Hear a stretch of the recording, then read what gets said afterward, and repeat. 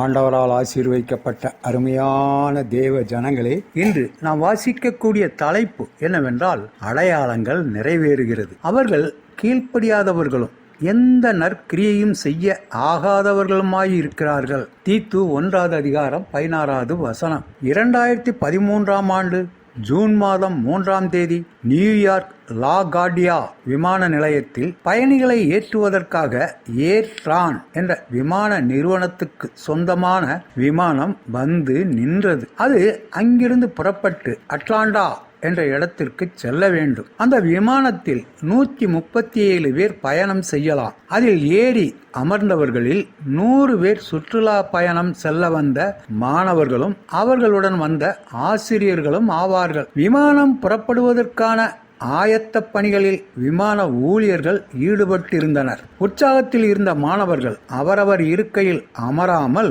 அங்கும் இங்கும் நடந்து கொண்டும் தங்களது கை தொலைபேசியை உபயோகித்துக் கொண்டும் சத்தமிட்டு கொண்டும் இருந்தனர். விமானம் புறப்பட வேண்டுமென்றால் பயணிகள் யாவரும் கண்டிப்பாக இருக்கையில் அமர்ந்து இருக்கை பட்டைகளை அணிந்திருக்க வேண்டும். செல்போன் கண்டிப்பாக அணைக்கப்பட வேண்டும். இது விமானங்கள் பின்பற்றும் அடிப்படை பாதுகாப்பு விதிகளாகும். இவைகளை சரிபார்த்து விமானிக்கு தகவல் கொடுத்த பின்னர் தான் விமானம் புறப்படும். எத்தனையோ முறை அந்த மாணவர்களை கெஞ்சியும் அவர்கள் அதை கேட்டபாடில்லை. உடனே விமானிக்கு தகவல் கொடுத்தனர். அவர் அறிவிப்புகளை மீண்டும் மீண்டும் கொடுத்தார். எந்த பலனுமே இல்லை. 45 நிமிடங்கள் தாமதமான பின்பும் விமானம் புறப்பட முடியவில்லை. எனவே பொறுமை இழந்த விமானியும் விமான ஊழியர்களும் இதற்கு மேல் தாமதம் செய்யலாகாது என கருதி அந்த 100 பேரையும் விமானத்தை விட்டு வெளியேறும்படி உத்தரவிட்டனர். அவர்கள் இறங்கிய பின்னர்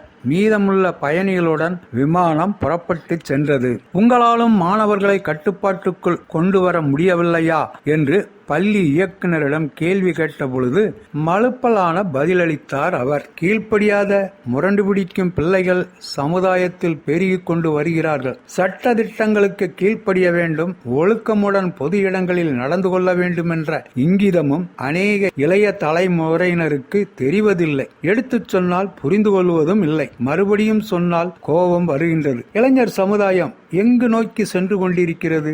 இணங்காத கீழ்ப்படியாதவர்களின் அதிகரிப்பு இயேசு கிறிஸ்துவின் வருகைக்கு சமீபமான கடைசி காலம் என்பதின் அறிகுறியாகும். எதிர்மறையான அடையாளங்களை நாம் நிறைவேற்றாமல் நேர்மறையான அடையாளங்களை நிறைவேற்றி கிறிஸ்துவின் வருகைக்கு ஆயத்தப்படுவோம். ஆண்டவர் தாமே நாம் அனைவரையும் ஆசீர்வதிப்பாராக.